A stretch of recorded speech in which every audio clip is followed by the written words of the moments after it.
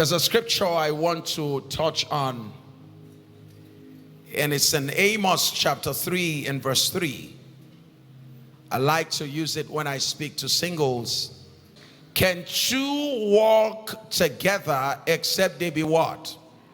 Agreed. Can two walk together except they be agreed? I want to speak to you on what I title positioning for marriage. Positioning for successful marriage. Positioning yourself for successful marriage. Somebody is preparing to marry you. How prepared are you to be married? I hope that somebody's preparation will not be met with frustration because of your own lack of preparation. Someone is working so hard to become a good husband and a good wife to you. I hope that you are not just focused on marriage only to end up frustrating the person for the lack of preparation. When preparation meets with opportunity, success is inevitable. One of the greatest things you can ever do for the spouse that God is bringing you to is to be prepared. Can I say that again? The greatest reward you can give to the person that God is bringing into your life is the gift of a prepared spouse. I love the fact that you're writing that. The greatest gift you can ever give to your partner is the gift of preparedness. That you met me prepared. That when you were coming to me as a woman, you met me as a wife. That I had become a wife before you came to me. So it is not marrying you that made me become a wife. I was a wife before you found me. He that finds a wife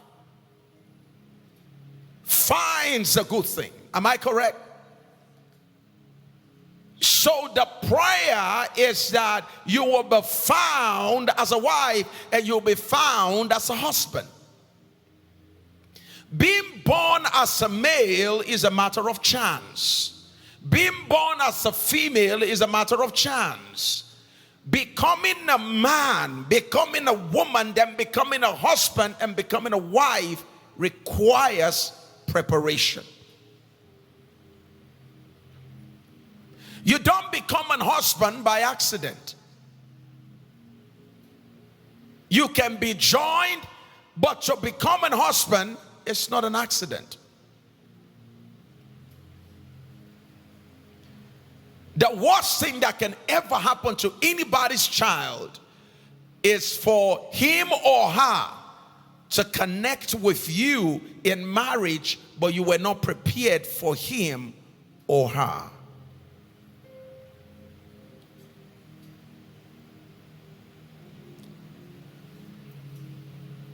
So most of the times when I talk with singles, you always say, Pastor Sam, pray for me. I just want to marry. I say, who wants to marry? This version of you wants to marry? No, this version of you is a disaster going somewhere. You know it yourself. I asked someone a question. I said, if you're a man, will you marry you? And the same question I'm asking a guy. If you're a woman, will you marry you?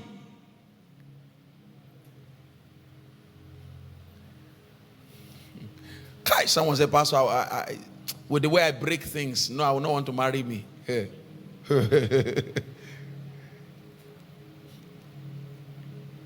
You know, don't think that I just fell from heaven as a pastor. I went to school. I went to boarding school. I went to day school. I went to the university. And one of the most remarkable experiences I had in the anybody from University of Ibadan here? Oh, look at you, man. Love you. We're usually not many. Raise your hand. UIs. Greatest UIs. Greatest. You went to UI? Undergraduate? What hall were you in? Huh? Sir? Yeah, what hall were you in? You come from outside of campus. You should have stayed in school. Huh? Kola, what hall were you in? You were in Zik Hall? No, I was a Zikai too. Fantastic. I was in C35. You know. Now, there's this hostel, Queen Hall. There are two crazy halls at the University of Ibadan that belongs to ladies. Queen Hall, Idia Hall. Idia Hall, they are, let me not say it bad things. So, Queen Hall is more like for the polished girls. So it's almost like the girls from that, if you hear a girl is from Queen's Hall, it's like she's from Maitama, she's from, then when you hear girls from Idia Hall, it's a mixture. It could be anything from, there, like that. You understand? I don't want to mention anywhere in Abuja. So, one of the days, as a fellowship person, I had the opportunity of going to visit some of our sisters. So, with the mindset I had, I was expecting when you get into this sister's room, you're going to be hearing perfume, you're going to see everything properly arranged. I was shocked. I thought I entered a dump site. See clothes, and you know I'm a very sharp person. I see quickly. The moment I enter a place, I can scan. If I look at you, I can scan you. Doesn't take me time. The moment I entered the place, I had seen under the bed. Come on, ladies, you know what I'm talking about. And I'm like, see sister outside. Ladies, fantastic outside. I wish today we can do something. I wish all ladies here now, I wish we can follow you home. Don't get home before us. Come on, talk to me now. Yeah, man. Yes, no, yes, wait. You know we will not come. But I wish we could just. That's when you say, hold on, please, I'm coming. That's tells. The same thing will happen to the brothers. But it's more shocking with the ladies. Because sometimes the assumption you have with all the well-packed and this is wonderful outside, you're like, that is going to look better inside. We were shocked.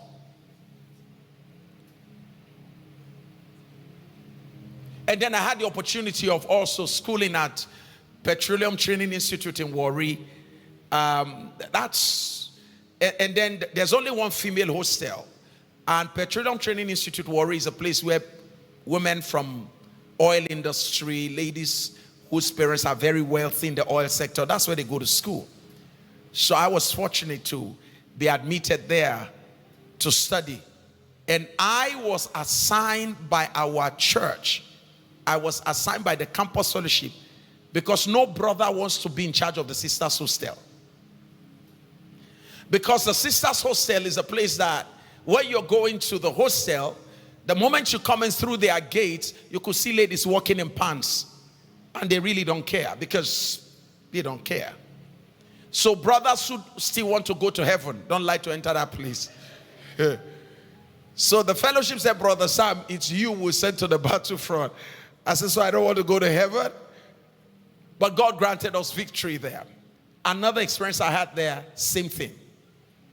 When it's fellowship time, we're just going to, sister, it's time for fellowship. Oh God, some of the things you will see.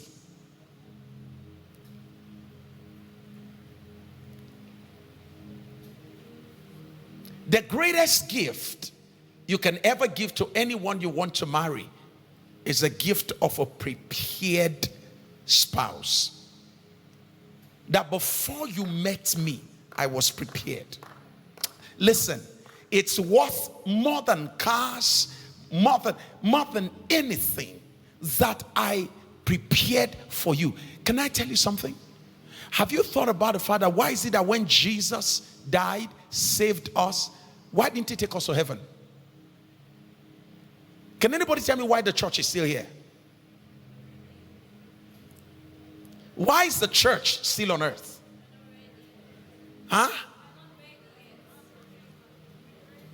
Is your mansion, they are preparing your mansion. That's why. Look at you. You look at mansion. No. The reason why we are not yet presented, I hope you know there's something called marriage supper of the Lamb. That is when Jesus will be officially married to us. When the Father will have us become his. Is that okay? Now, the reason why the church has not been presented yet is because the church has to be without spot or wrinkle. Is that okay? So he is working on us to present us to himself. Telling you that the greatest gift you can ever give your partner is the gift of being prepared.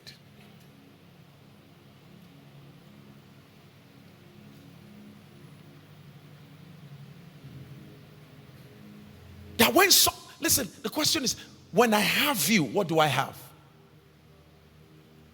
I hope I don't have Fuji House of Commotion.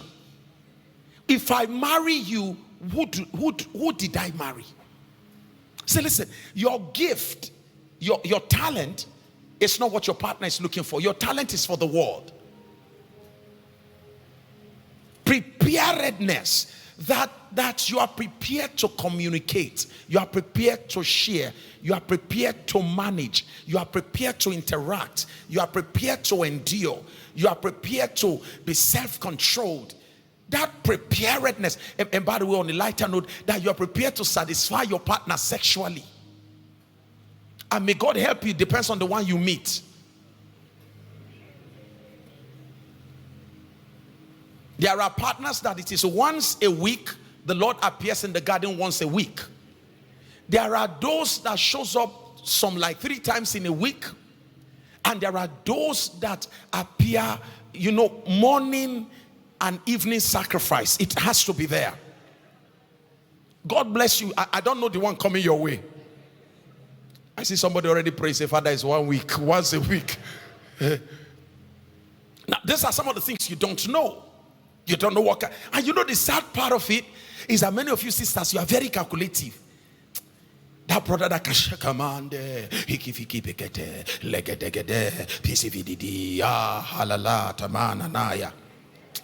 see, that one, he will not like too much sex. Sister,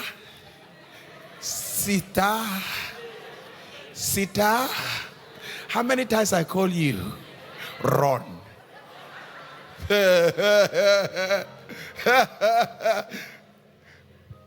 Those who have married such brothers that they consider to be spiritual, they have come, Papa, he will kill me. I said, who? I said, didn't you? She said, Papa, when I saw him, I thought he was a spiritual brother. I said, that is part of spirituality.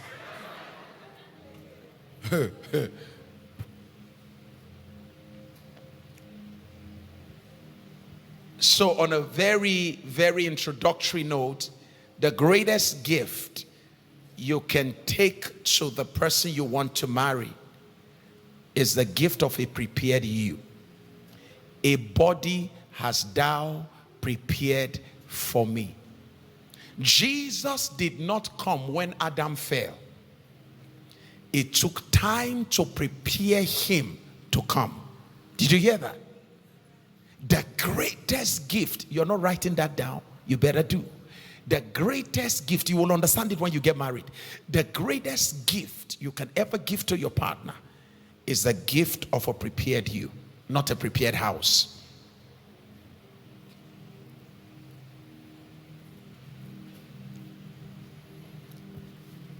There are 8 things in positioning yourself for marriage. No, not just marriage. In positioning yourself for a successful marriage, there are 8 things you must define. You cannot be ignorant of this as you prepare to go into marriage. 8 things you must define and 8 relationships you must build. Let's start with 8 things you must define. 8 things every single must define to position yourself for a successful marriage. We are living in a day and time whereby marriages now last only 6 weeks. We had a situation recently whereby the very night when they got home, the lady called, she said, I made a mistake. There are all kinds of things happening right now. Divorce rate is spiking everywhere. All over the world, divorce is on the rise. Why? You guess right. Too many unprepared individuals going into marriage, hoping that marriage as an institution will fix what they did not fix in themselves. Marriage is a revealer of how prepared or unprepared you are. Write that down. Marriage is a revealer of how prepared or how unprepared you are. Marriage will reveal what you focus your attention on. Yes. If you are the type that focus so much on your degrees, and you kept on going for masters and PhD and all of that, certification, and you never had time working on yourself, marriage will reveal your lack of preparation for marriage. If you are the type that focus on your talents, your gift, you just kept on developing your gift, your talent, your ability to preach, your ability to write, your ability to speak, your ability to sing. If that was all you were preparing, that was all you give yourself to, marriage will come to reveal how that you did not prepare for marriage.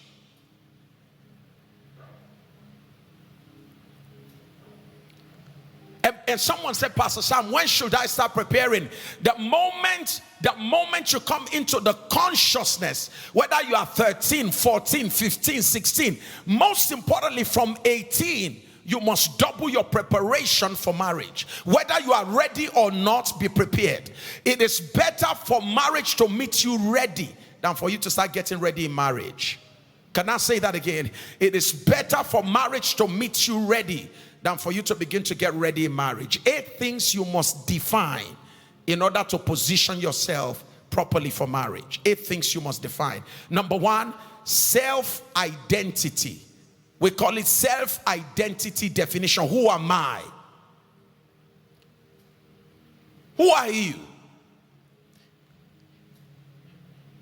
You cannot be confused and hope that marriage will define you. Define yourself before you get married.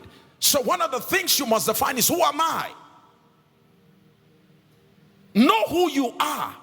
You don't go into marriage shopping for compliments. There is nothing wrong with your partner complimenting you. Question: what if your partner is not used to compliment and you are someone shopping for compliment? You get into marriage and you are starved of compliment. That will be the reason why, if you find compliment outside of your marriage, you're going to get into adultery.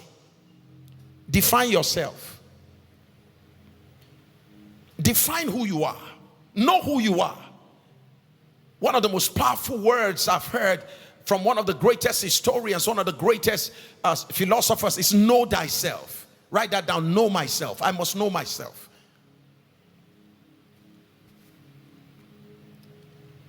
Self-definition. You need to define yourself. Define your identity.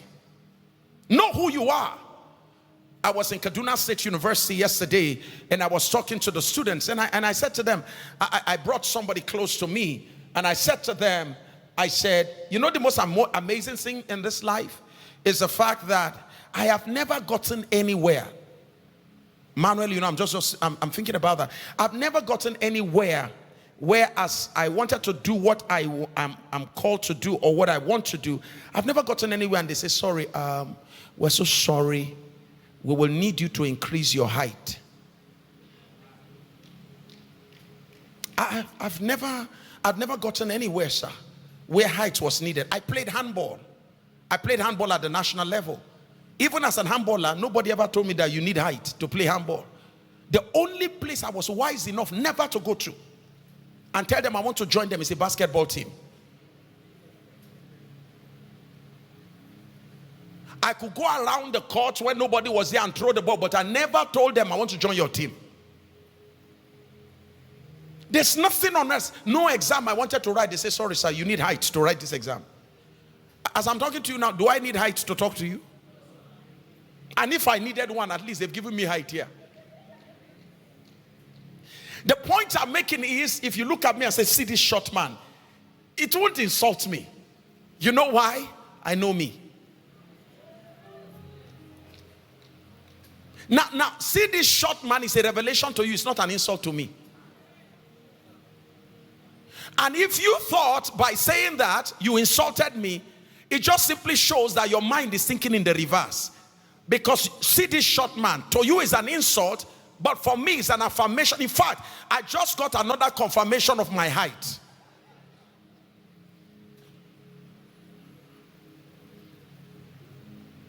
Am I talking to somebody here? You see, some of the things that you get offended by are actually a revelation of the fact that you too don't know yourself.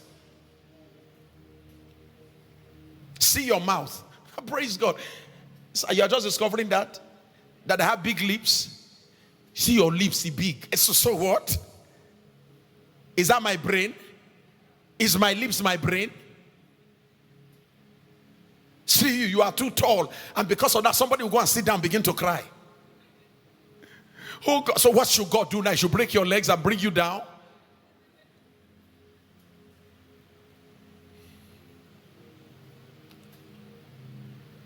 I'm talking about self-identity. Celebrate your uniqueness.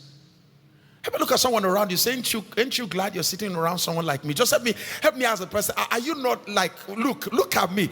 Are you not glad you are hanging around so just for God's sake, that God had mercy on you and kept me beside you? Look at the person.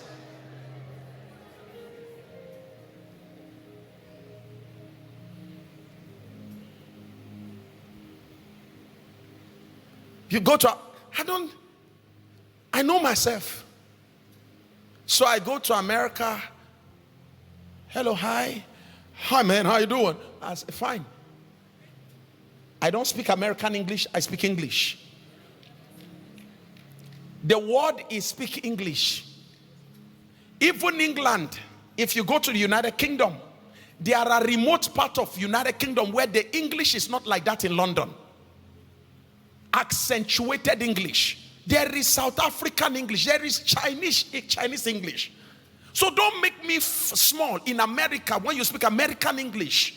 Don't make me feel small that I'm speaking Nigerian English. Everybody is speaking their own version of English. The most important is, did you hear me? Come, did you hear that? Go, did you hear that? Go, did you hear it? Do you understand what I mean it?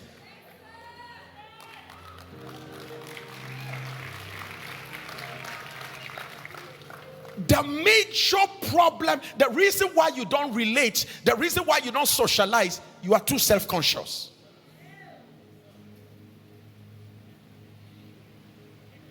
Hey, how are you doing? God bless you, lady. How you doing? Now my nose, then they look. Thank you so much. God bless you. Hello, yeah. Look at the person, eyeball towards her. God bless you.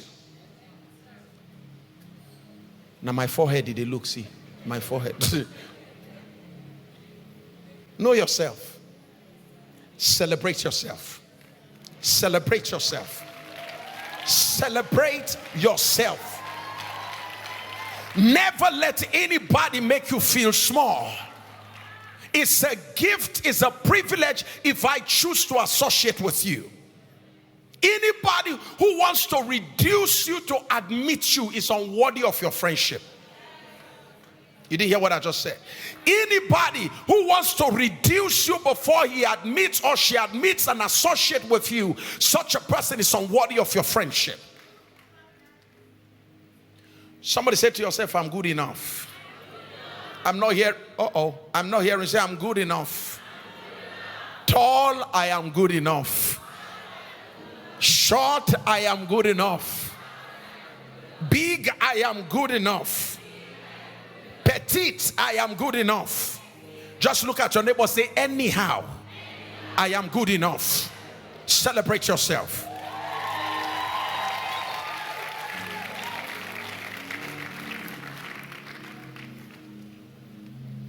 One guy got angry.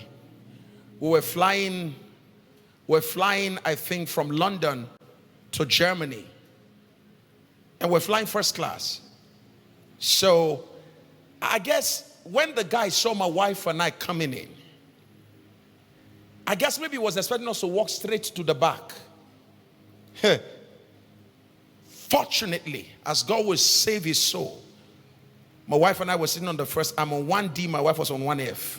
We're occupying the first set of row. And you could see that racist attitude. Just for us to even keep, I created a space. I kept my wife's bag. Then I was going to keep my own carry-on.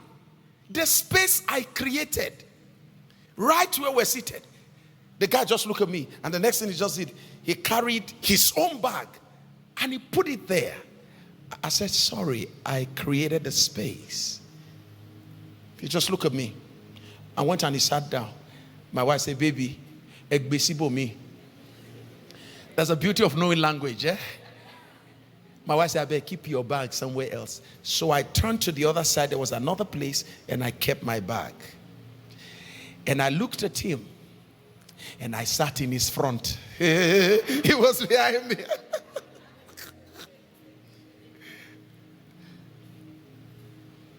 And when the plane took off, I reclined the chair by force. I just pushed it back.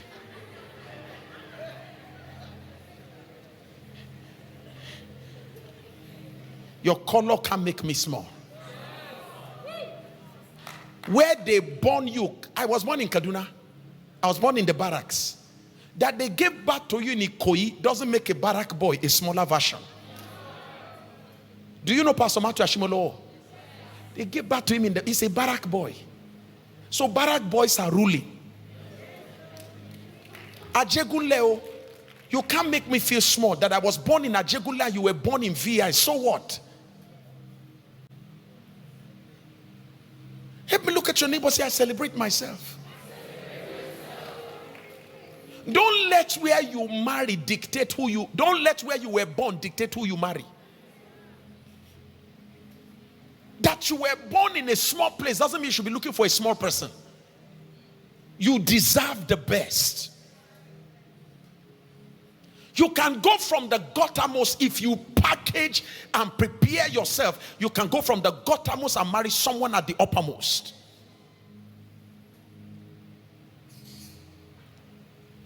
It begins with defining yourself. Who am I? And defining yourself begins with eliminating who you are not. You are not what they say you are. Defining yourself, defining who you are, begins with eliminating who you are not. Take note of that. Defining who you are begins with eliminating who you are not. So here's what I normally do, sir, when I help people in this area of self-definition. You know the way we normally do singular and plural table, right? Okay, so what I always say is, on the singular side of the table, you write who I am not. On the other side of the table, on the plural side, you write who I am. Okay? Now listen, this is going to hurt you a bit because it may take you back a little bit to your history. So on the side where you write who I am not, I wish I had my table here so that I can show you, but I'm sure you get the picture of what I'm saying, right? Fantastic. So on the left hand side, so if you are looking at your book, you can draw a table to the left hand side, who I am not. Or just simply write, I am not. And the other side, who I am, or write, I am. Have you noticed when God wants to introduce himself, when Moses said, who shall I tell them send me? He said, I am. Have you noticed when Jesus wants to talk, he will say, I am. He said, I am the door. I am the way. I am the truth. You need to reclaim the power of I am by first of all establishing the power of I am not. Is that okay? The most healthiest of individuals who have strong self-esteem have been able to write, I am not. List out all the I am nots. And then you should be able to list out I am. Is that okay? So when you talk to people, you introduce I am. That is why God says, I am that I am. Is that okay? It's a compound statement. Say anything that can come after it, I am. So when Jesus came to introduce himself, he said, I am the bread of life. I am the way. I am the door. I am. That's how Jesus talks. When they met John the Baptist, they said, are you the Christ? Listen to what John the Baptist said. He said, I am not. That's how to start talking. I am not. I love Jesus, but I refuse to be in his shadow. Don't try to compare me with anybody. Jesus is wonderful, but I refuse to admit that I am him. I am not him. So John the Baptist began by saying, I am not. And then the next thing he said is, I am a voice.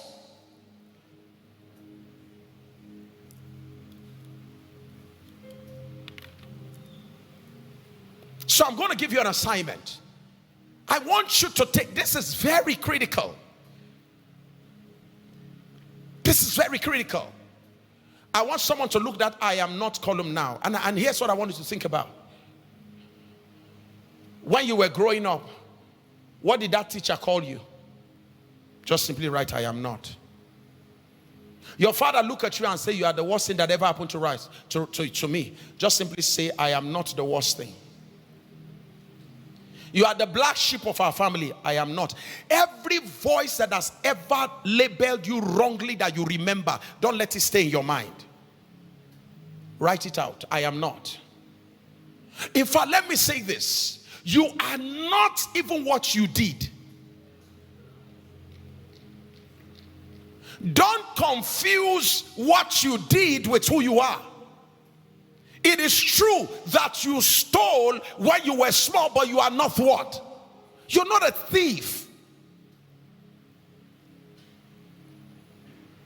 It is true that you committed abortion, but you're not an abortionist. I am not. I'd like you to write, I am not. I give you the next 60 seconds. Look at that area. I am not. I remember, I'm not a failure. I failed, but I'm not a failure. Your mother told you that they did not plan to have you. I'm not a mistake. They made a mistake. I am not a mistake.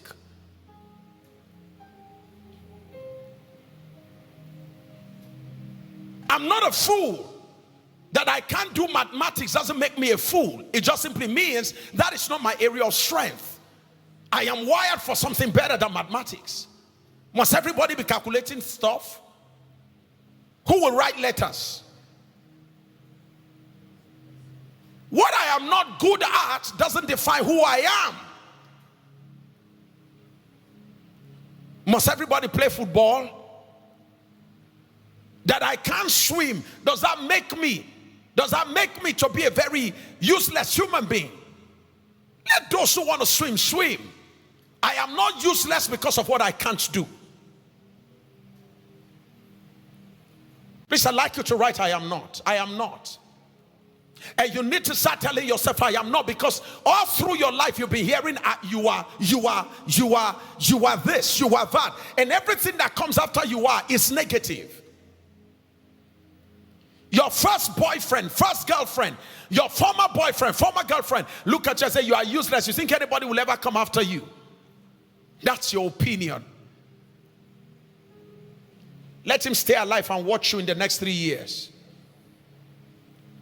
He will be the door guy opening the door for you to enter the place.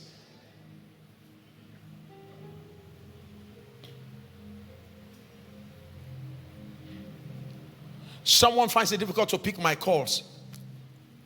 You know why? Some years ago, the person went to tell his friends that guy, several years back, he said that guy will never make it. And the person is still alive today, sir. Sir, he has faded out of history. So I said, look, I don't care about what he has said. Let me see, reach out to him. So out of compassion, I called. The moment he heard my voice, he said, sorry, sir, sorry, sir. He cut off the call. I tried calling him back. He would not pick the call again.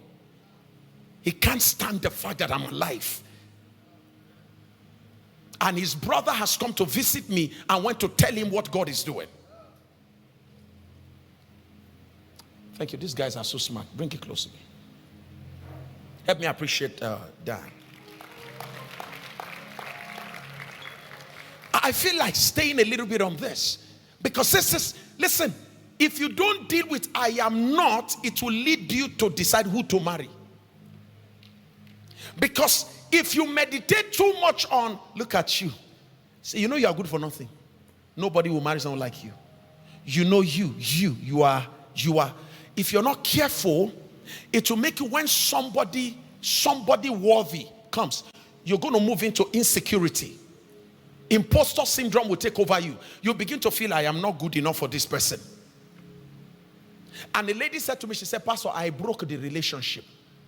She said, the guy kept on asking me, what did I do wrong? She said, Pastor, the guy is too good for me. She said, I'm afraid one day he will wake up and realize my past. He will get to realize some of the things that people call me, and the guy will change his mind. I said, what? You don't have an idea what people are dealing with. Tear the labels. Here's what I'm showing you here. This is what to do. I am what? I am not. And then here you write what? So in self-definition, can somebody just mention one thing you are not? If you've written it down, what is it? Write one. You know what, ma? I'm not a failure. I am not a failure. Somebody give me something else. Say it again, ma. I am not poor. Fantastic. My family background does not define my future. What else? I am not. You're not a fool. Thank you very much, ma'am. Not a fool. That I didn't pass your course doesn't mean that I failed life's exam. It's your own exam I failed, not life's exam. And those who pass your course are not necessarily going to pass life's exam. Huh? I'm not what? Mistake. I'm not a mistake. All right, so all of this, you can write the list down. Remember what everybody has ever called you, including your pastor. Every negative statement that has been placed on you as a label, it's time to write, I am not. It is your fight back. See what I'm talking to you, if you do it, it will be a thorough healing process for you. So what do you write here? I am what? Talk to me, I'm what? I'm a success. I'm a blessing, right? I'm a gift to the nations. What else? Just go ahead and write it down. Write what you are. John the Baptist said, I am not the Christ, I am a voice. People always want to put labels on you. Reject it. In fact, from what we learned from Jesus Christ, when Jesus said to the disciples, who do men say that I am? It will amaze you to know, out of 12 or even more people that were present, only one person said you are the Christ. Is that okay? Every other person say, hey, you are Elijah. Oh, you are Moses. Oh, you are this and this. Meaning people were describing him based on their perception of him. And their perceptions were not right. It was their reality, but it was wrong.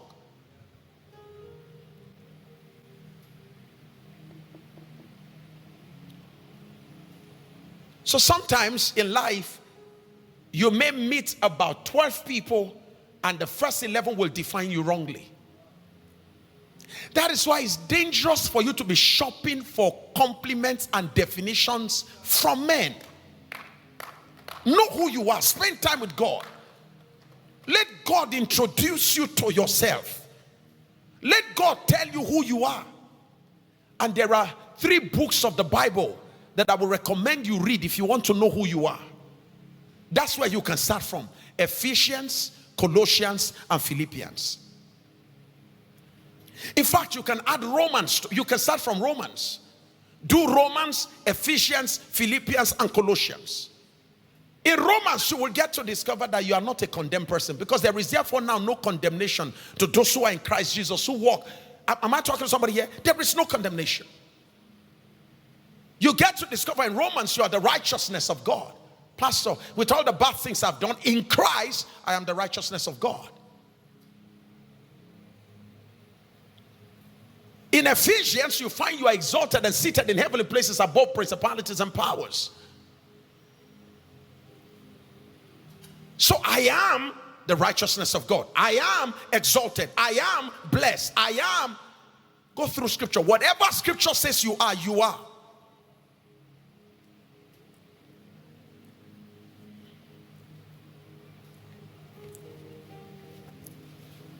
I wish I can dig deep. I'm very passionate about identity. Particularly in this day and age whereby identity has become the major problem. The whole of the LGBTQ movement is all about identity crisis. Some people who didn't have somebody to tell them the difference between I am and I am not, because nobody was there to help them, and they've been overwhelmed by I am nots, and I am nots have become I am. You're not catching what I'm saying here. These individuals are now the ones telling us that I am not is I am. Did you get that?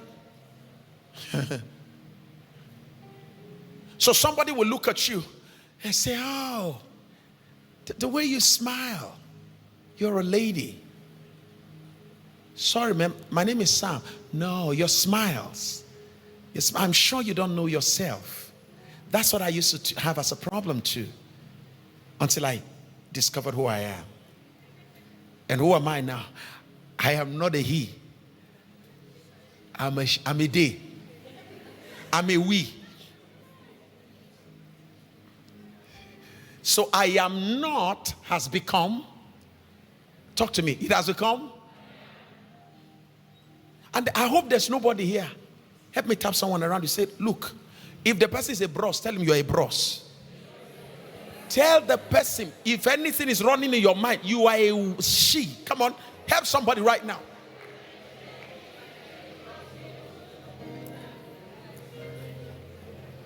Before you travel somewhere and come back and we're looking at you, what happened? No, and then you're wearing high heels as a bros. What I'm sharing with you, I am not, is at the heart of the LGBTQ movement. It is the cause of the major problems we're having today on earth. When I am not becomes I am.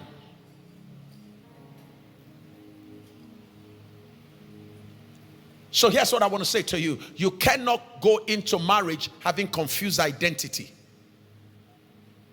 You cannot be somebody's wife thinking you will one day become the husband. Neither can you go into marriage as a husband hoping you're going to become a wife. It's important you define your identity. Number 2, second thing you must define, your purpose. Purpose definition. Why am I here? Why am I on earth? You don't need a partner when you don't know your purpose. What is the partner coming to help you accomplish?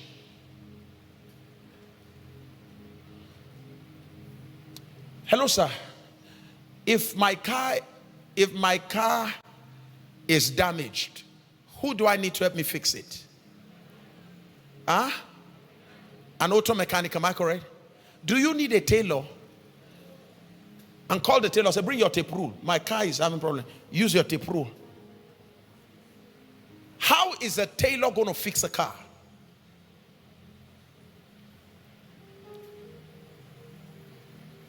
You don't even invite a doctor. A doctor can't fix your car. A doctor can't discern, diagnose your car. He can't, because that is outside the assignment of a doctor. Here's what I'm saying to you. purpose should decide who your partner should be.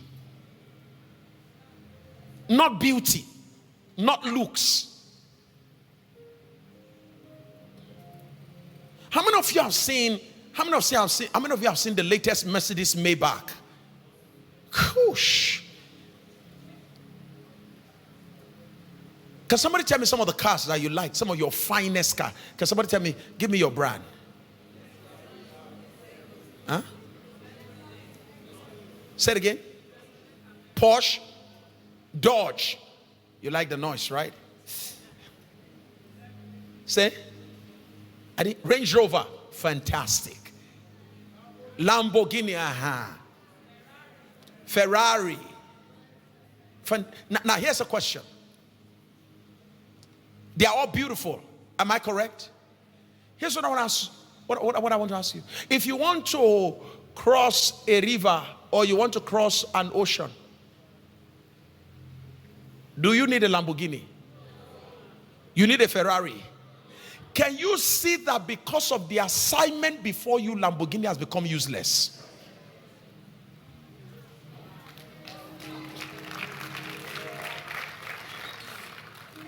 If you marry a Lamborghini to cross a river, that's where your marriage will end. Because now you will realize that your wife or your husband is a burden. Because now someone that should help you cross the river is the one you must carry across the river.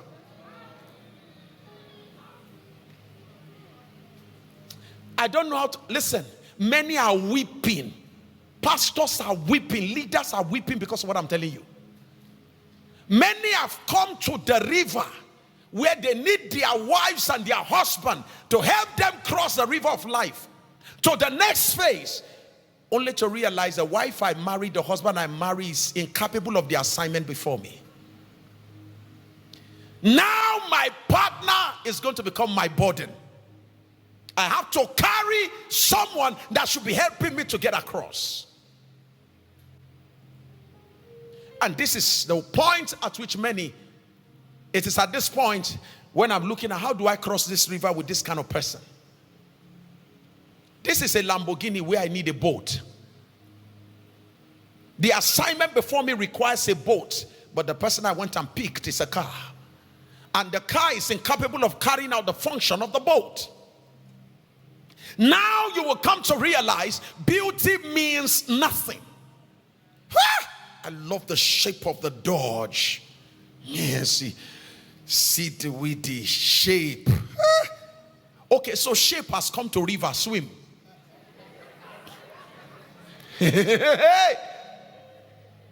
Maybach, see the back. See the back. Somebody know the back I'm talking. So see the back. Oh yeah, hey, oh yeah, enter water, cross the river. The back has not even become a problem. Because now we need to move forward, but there's something taking us backwards.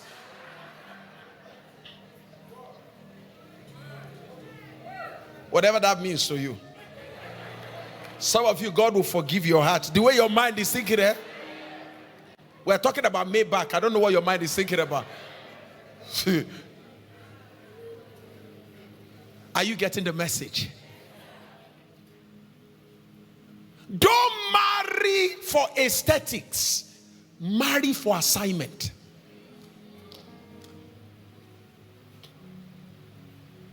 There's nothing wrong with aesthetics.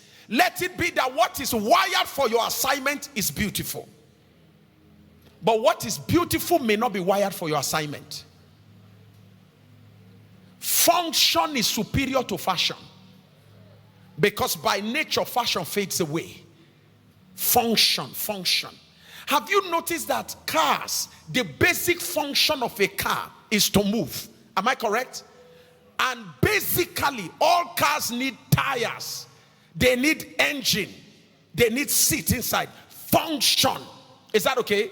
Now, whether it comes in a Mercedes body, or it comes in a Lamborghini body, or it comes in a Tesla body, whether it comes with silver heads and hoods and all of that, whether it comes with gold touch and stuff like that, voice activated, whatever. The most important thing is function, movement.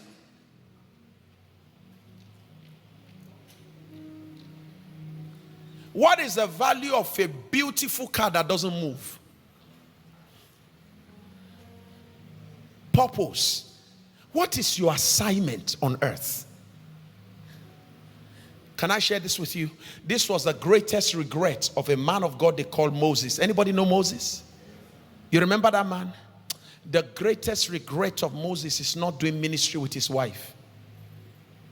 When ministry opportunity came, when the time came for Moses to step into ministry, he realized that the woman he married before he discovered his assignment is incapable of going along with him. She became the greatest burden of his life. She cursed him.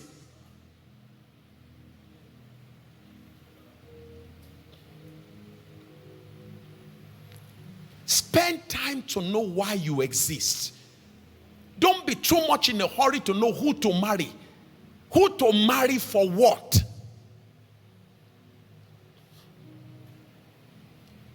And as a lady, don't marry face, don't marry shape, don't marry size, marry space. Pastor Sam, what do you mean by that? Hello, lady, you were created to be a what? Talk to me loud. You are created to be what? So what you are looking for is there space for the kind of help I have to offer in the life of this man? Hello, sir. What is your assignment? Where are you going to? Based on your assignment, I will see whether the kind of preparation I've been going for is for the kind of person that you are and the assignment you have. Is there space in your life for my assignment? For my gift, for my talent, for my abilities, for what I've been prepared for? You can't be a size 60 woman in the life of a man with size 4 mind. If you are too big for his space, he will shrink you into his space. Did you hear what I just said right now? If you are too big by your preparation for his space, he will shrink you into his own space.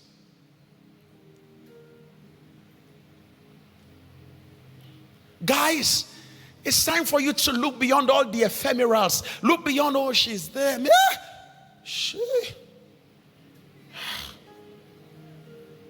God.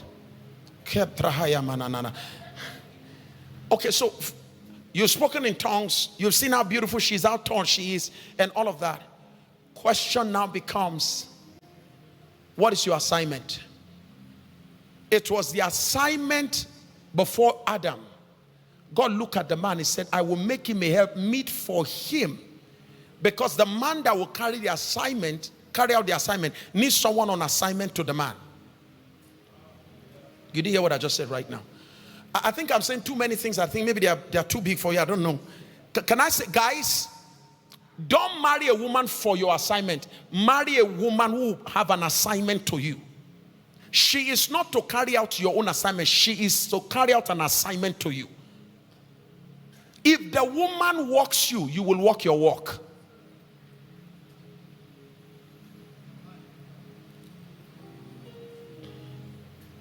Never marry a woman who doesn't desire you. Hello, guys.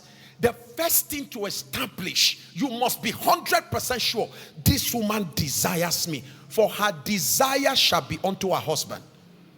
Any woman whose desire you doubt, don't settle with a marriage. You will have to listen to this over and over. Play it in your car because it will make sense maybe 40 days after now. Her desire shall be who, sir? To her husband. Never marry a woman who doesn't desire you. How are you? You know, I was just thinking about you. It's like I've not spoken to you today. No, sweetheart. We just spoke together about 30 minutes ago. Oh, really? Time has gone. Which time? You know, I just like hearing your voice. I just like being around you. I'm not talking about the fact that she's manipulative about you. I'm not saying she has anxiety disorder. I'm not saying she's having avoidance disorder. I'm not saying she has any manipulative attachment. No. I'm saying that there is this genuine desire for who you are. It begins with knowing your purpose. Help me ask your neighbor, say, what will be your purpose? Say, why are you here on earth? What is your difference? What is your uniqueness? These are the questions to ask yourself. What am I here for? So, sir, this was what I discovered when I was going to decide who was going to be. I was in Abuja here, and I had 3 ladies, one working at the airport, 2 of them businesswomen. The 2 businesswomen, they all have houses, one in Garki, one in Apo. The 2 of them multi-millionaires. One of them secretary AGM First Bank. And all these ladies, they have opened their heart. Pastor Sam, you are the one I want to marry. And okay, my pastor is not yet. 1 or 2 of my pastors, there were some of my pastors who were also working with them to make sure I fall into the trap. Because one of them has promised one of my pastors that if he can work on me, that she end up marrying me, she will get him visa to London. So I was the meal ticket for London.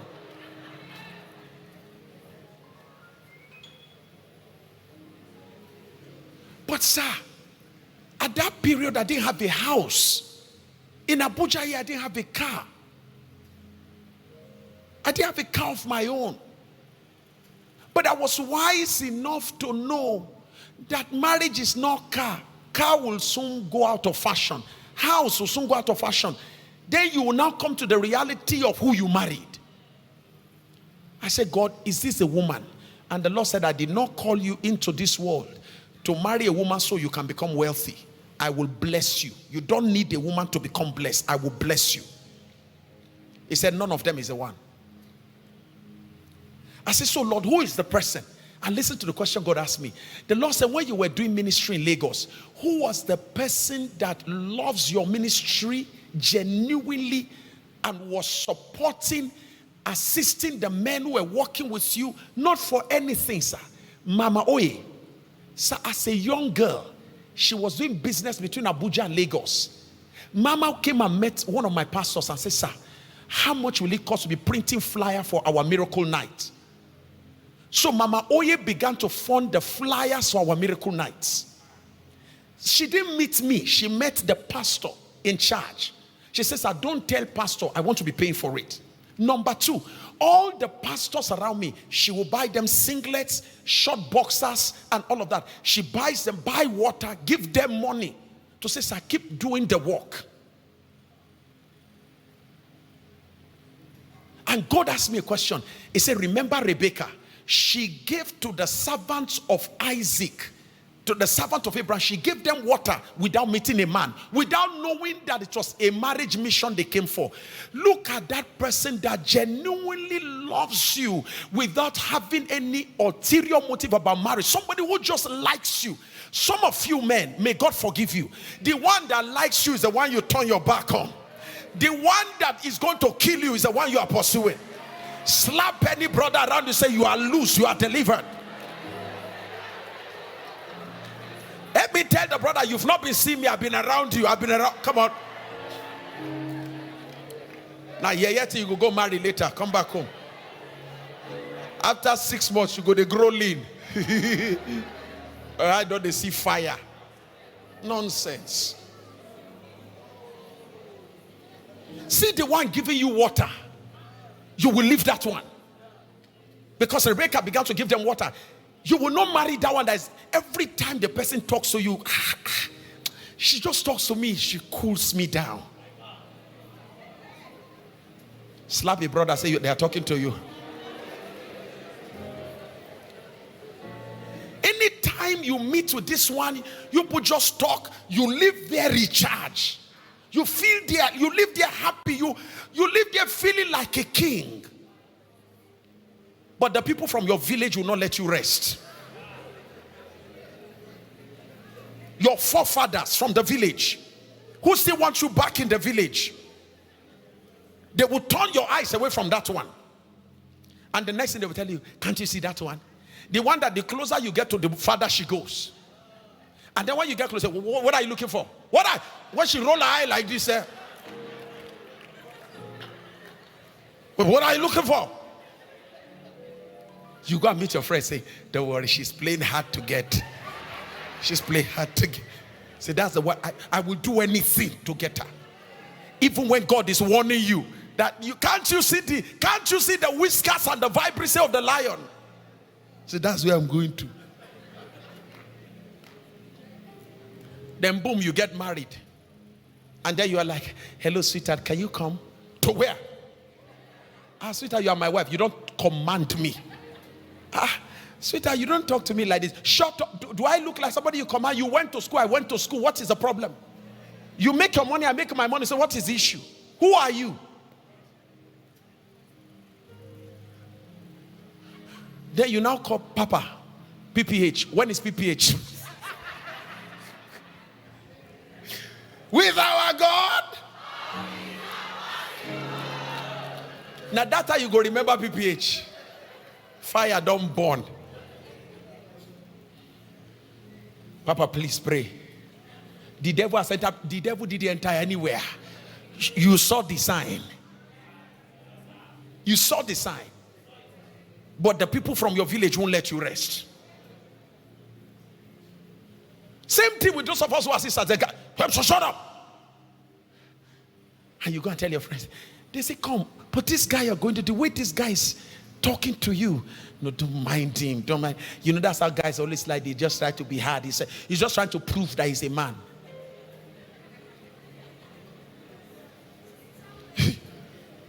And then, but the other day told you, get out of my car and drop now. Out.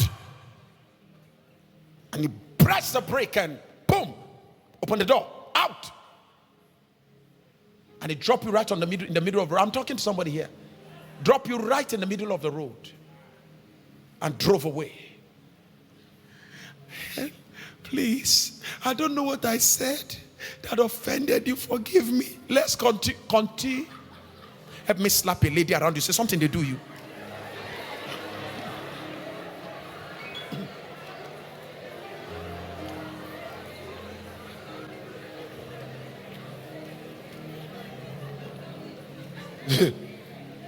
Say no, Papa.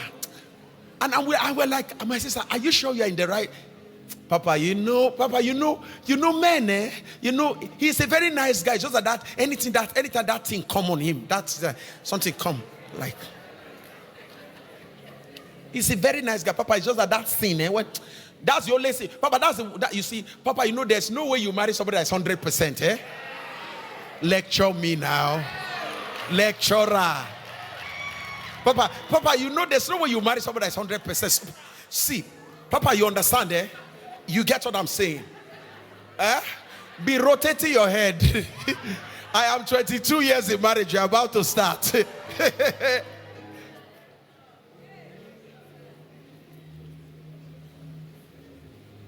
You saw the signs. What I'm telling you happened in this city. Happened in this city. My wife and I called this girl and we said, sweetie, this guy she called me, she was crying. The guy parked his car and told her to get out, slapped her in the car. I said, sweetheart, I even personally called the guy. I said, sir, I'm not sure the two of you should get married. The two of you need to be healed. Otherwise, you damage each other in marriage. 1 hour I spent with this guy on the phone. The girl still went ahead. Got married. Barely 6 months into their marriage.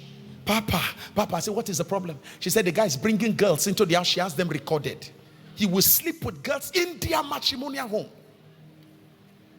Long and short of it today, they already have a child, but they are no longer together. The marriage has ended.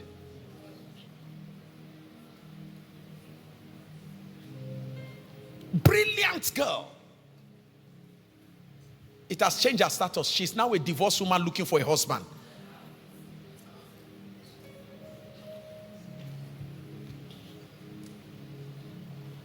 Take this thing seriously. Purpose definition. Make sure that you know that this person, my assignment is to cross water. I am going to be crossing water all the time. So I need a partner that can provide me that kind of assistance, a boat partner. You can't marry a partner that hates water and your assignment has to do with water.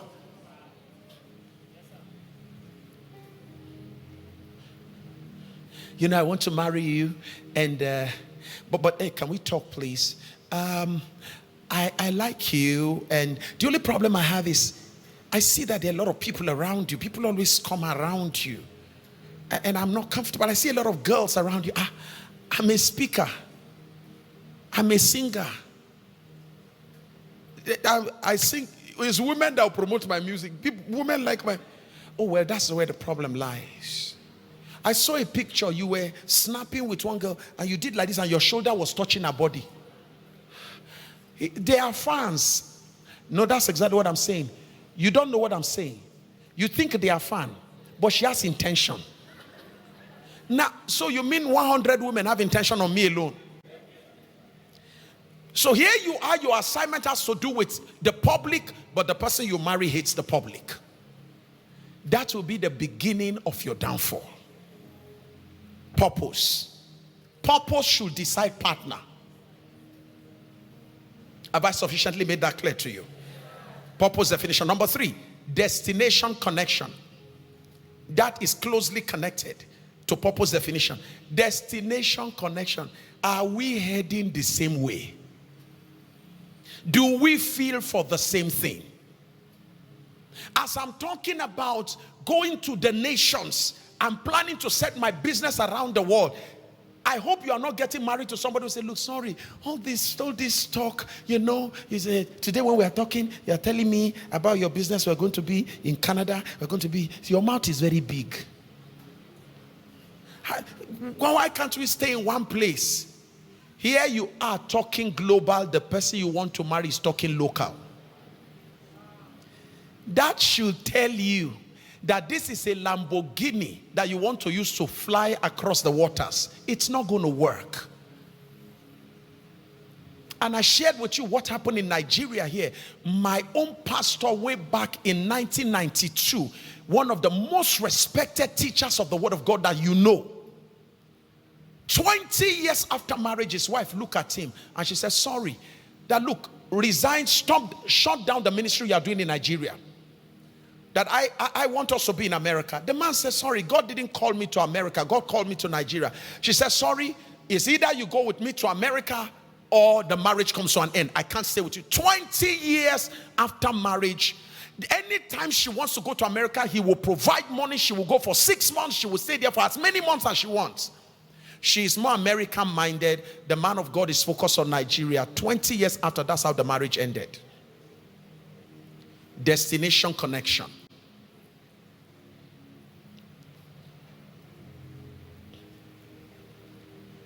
Are we heading the same way? Are we passionate about the same thing? Do we have similar interests? Is there a connection between the two of us? Number 4, love expression. Love expression definition. You must, you listen. My God. Can I get some water? Here's something I want to say to you. Open up for me. Thank you. Thank you. Here's something I want to say to you. Define how you receive love and define how you give love. That will simplify relationship. For instance, when I was going to get married to when I got married to my wife, you know, I like giving gifts. Is that okay? I like giving. I show love by giving gift. It could be money, it could be anything, you know. So I want to buy shoes for my wife. I like buying things for my wife. So I want to buy shoe, very beautiful snake stuff. I bought that for my wife. And I came home and I dropped it. Barely a few months into our marriage, I kept it on the table. And I said, hey, baby, how are you? And she said, fine, from the kitchen. And I said, guess what? I bought you something. And my wife came out. And my wife looked at it. She said, thank you. And my wife went back to the kitchen. Now, if you grew up in my own era, we grew up watching Indian film. You didn't watch Indian film. You watch Telemundo. Sign Indian film, Dramendra. Johnny man. Johnny come on. Johnny man. And then somebody will go on their knees. When you buy gift for the woman, Shani man. Hey, the woman will come, Shani man. Shani man. And she will touch your legs, Shani man. Then she will hold your legs, your knees, Shani man. She will start rubbing your chest, Shani man. Shani man. And then she will kiss you. So when I brought the gift, in my mind,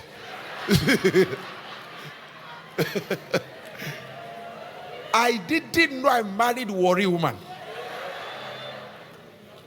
I was expecting Indian wife to manifest. She comes and says, thank you. And she went inside. That day, even though I was a pastor, that day, thank God we're not in America. That is a good time to get a gun and enter the kitchen and say, hi. The moment she said, boom, boom, boom. Every sir, I felt like I should die.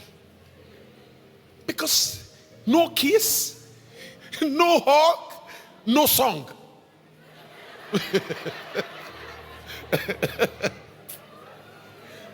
I don't even know why you are laughing. You're supposed to be pitying me.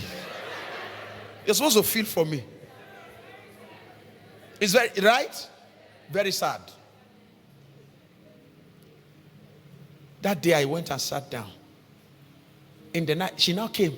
I brought your food. So, first of all, the problem was that she didn't even know what she did. She now brought me food. Hoping through. Because they taught her from home that the way to the heart of a man through food. So she too now brought food, hoping I was going to look at it first and say, oh my God, wow, you two come, I hug you. I say, God, don't catch you. It's payback time. So when she brought the food, I said, sorry, I don't feel like eating. I was dead hungry. I said, I don't feel like eating. She said, but I spent all my time. I said, where's Mama Oye? She's somewhere. She said, I spent all my time. I prepared from morning to I prepared the food. You don't eat. In my mind, I said, me too. I went to the market. I looked for the shoe. Johnny, man. Hey. Payback time. At that point, we were all hurting. She is hurting that I didn't eat her food. I'm hurting that she didn't appreciate my gift. So we slept like that. The next day morning, God woke me up. He said, you are going the way of your father. That's exactly what your father normally does. Whenever your mother offends him, he will not eat her food and cook his own food. Let this mark the end of not eating your wife's food under any guise for the rest of your life. And that marked the end of it. But here's what I'm going to. That day I now said, but God, look at what she did. He said, you don't understand the woman. Let every man dwell with women according to knowledge. An ignorant man will mess up his marriage. Let every man dwell with women. How, sir? According to the knowledge of women. So every man must pursue special knowledge about women. You must read about women. That marked the beginning of my study about women. And that's how I stumbled on a study called gender dialect. That's when I got to know that genders have a way they speak love. Women don't talk love like men do. That was before 5 love language came out. That was the book, that was a study that helped me. And I got to realize that my wife was expecting me to come and show her love in the kitchen. So when I came back, she was expecting me to come to the kitchen and say, hi, sweetie, how was your day? And just even touch her, how can I help you? That was what she was just expecting. But me, I came bragging with my gift. Expecting a song from India. I didn't get one from worry. I said, oh, now I see. And then 5 love language came out. So I got to know that my wife's love language is act of service. That's how she receives love. That's how she gives love. My own, I receive love with quality time. I give love with gifts. So understand your love expression. The book, they see the book, 5 love language. Waiting with this one, they get love, get language. All these American people. You better read the book now. So that when someone comes into your life and say, look, how do I love you? You just simply say, look, don't stress yourself for me. If you want to show me love, help me. My love language is act of what, sir? Simplify the journey. You want to love me. You want me to be happy. Before we get married, we may not do all the love, touch, romance. But please, once in a while, hold my hand. Let's cross the road. Once in a while, just touch me on the back. I am a physical touch person. I'm a person of word of affirmation. Please, I need you to speak right words. They matter to me. Don't leave somebody guessing. How should I love her? Hey, God bless you. You are the sweetest sugar in my tea. They look at it. What all this kind of nonsense? So they talk. And the guy feels broken. I was just trying to show you love. But that's not the way she internalizes love. For instance, my wife, now I go and meet my wife and I'll be saying, Mary. The only sugar. But before you finish, with my wife slap you, your poetry will stop. Because my wife does not internalize love like that way. You know why? My wife has been surrounded by too many people who will tell you what they don't mean. So my wife finds it difficult to believe when people are told these flattery words. My wife doesn't believe it. I'm showing you how that if you're going to be happily married, define how you receive love and how you give love. How you give love may not be how you receive love. Am I making sense to you here? How many of you have seen that book, 5 Love Language? Raise your hand. Raise it up very well. How many of you have read it? What are the 5 love languages? Number 1. Loud and clear. Confirmation.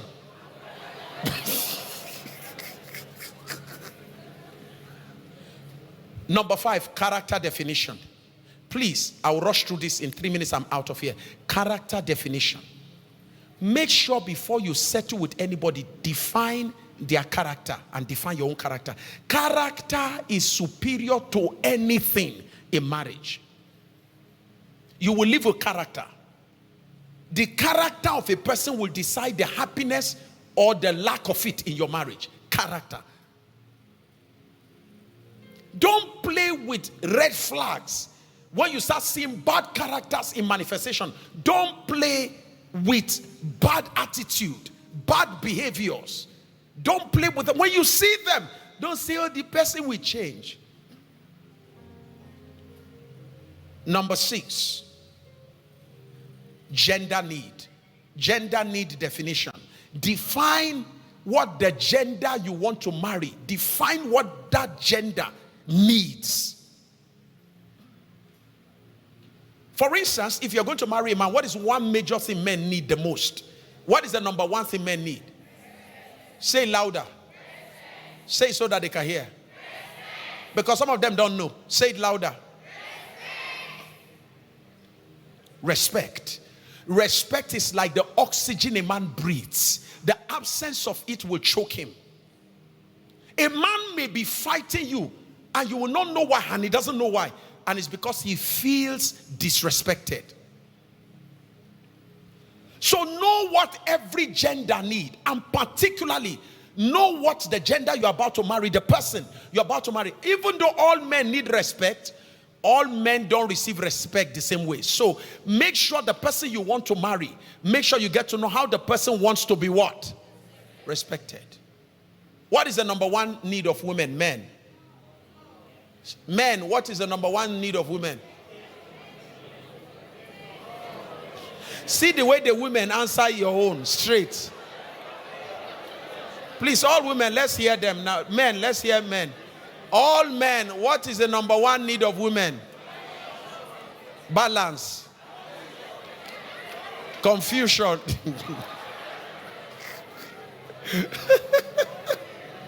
Money. Women, what is your number one need? Maybe you are even the one confusing the men. You don't even know what you know. You don't know what you need. Okay, 1 minute. What is your number one need, women here? Attention. All women here, if that's your number one need, raise your hand. Attention.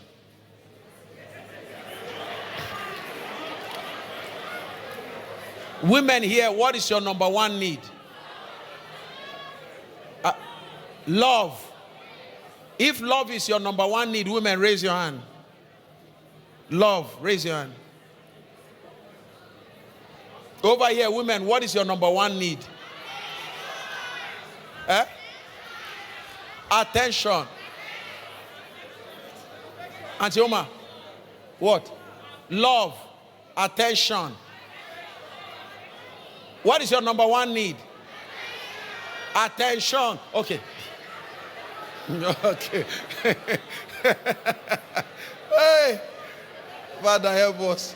Okay, women, listen.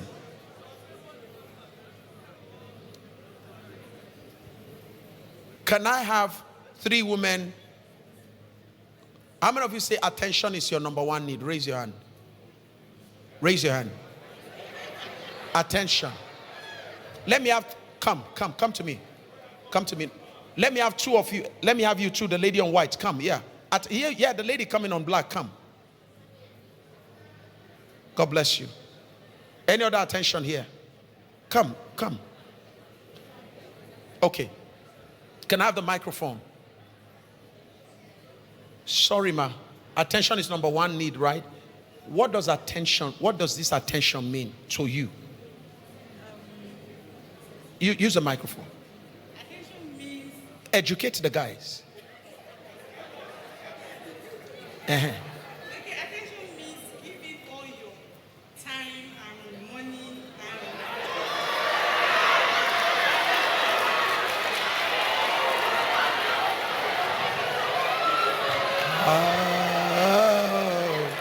Where are you running to? Come back to my class. Where are you running to? Sweetie, come. You and I have to talk. You can't just come on. Come. Yes, my attention. Attention means... To you. Whenever I'm bored, No, you are educating them. That guy needs to learn. Yeah. attention means whenever I'm bored and somebody is around me, whenever there is attention, money will involve and other things. Okay, money will be involved. Okay, sorry, attention. Praise the Lord. So I feel if I have attention, I've gotten all I need. What is if I it? have your attention, we will discuss business. If I have your attention, we will discuss money. If I have your attention, we'll pray together. If I have your attention, we do every single thing we need to do. That's the thing. But if I don't have your attention, zero. So what is attention? Attention is everything. What is everything? Attention. Ma'am. Thank you very much. To me, attention is love. Somebody cannot say I love you without being there. Sometimes it can be a message, I love you. The first thing that every woman needs is attention. When the guy is there for you, you will know when you need to be pet. Maybe baby, when you look at your face, you say, oh baby, you need me. Maybe what's bothering you, if he's not there, if his attention is not there, he cannot know what bothers you at a particular time. It includes the money and the provision, the gifts and all the rest. Thank you.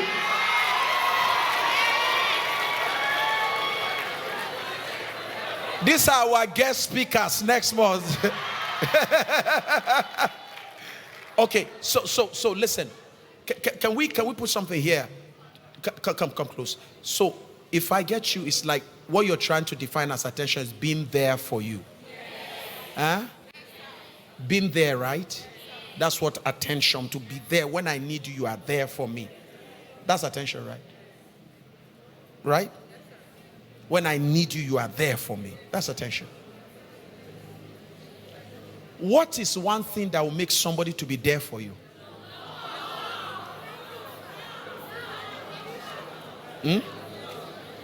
So what should you be looking for?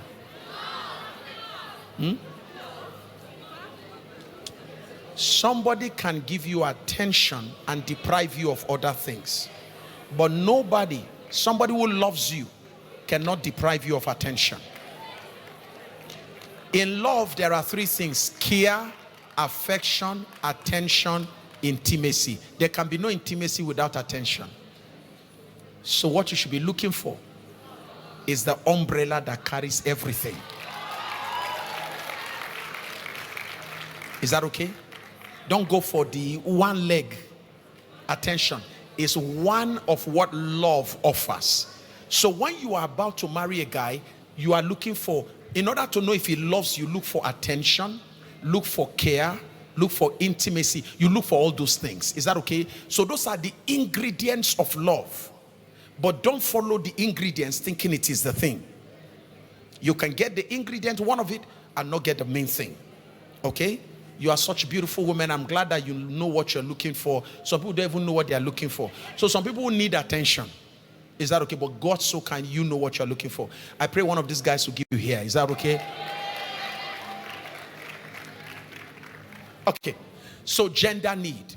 You can see the whole kind of confusion going on here.